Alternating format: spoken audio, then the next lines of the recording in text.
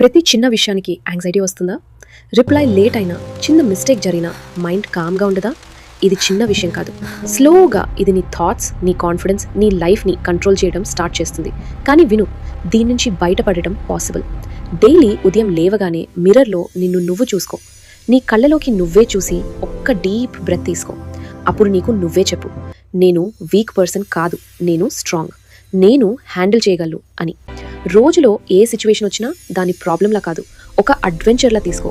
ఇది కూడా నా లైఫ్లో పార్ట్ అనుకో. మరొక ఇంపార్టెంట్ విషయం, ఎంప్టీగా ఉండొద్దు. ఏదైనా వర్క్లో బిజీ అవ్వు, చిన్న పనైనా సరే ఫోకస్ పెట్టు. అలా స్లోలీ నీ కాన్ఫిడెన్స్ బిల్డ్ అవుతుంది, నీ మైండ్ కామ్ అవుతుంది. ఇప్పటి నుంచే స్టార్ట్ చేయి. 21 డేస్ ఇలా మైండ్ సెట్ మెయింటైన్ చేస్తే నువ్వు ఊహించని విధంగా స్ట్రాంగ్ అవుతావు. నువ్వు స్ట్రాంగ్ అవ్వాలి అనుకుంటే రెడీ అని కమెంట్ చేయి. 21 డేస్ తర్వాత నీ రిజల్ట్ వచ్చి షేర్ చేయి. లెట్స్ ప్రూవ్ నువ్వు అనుకున్న దానికంటే చాలా స్ట్రాంగ్.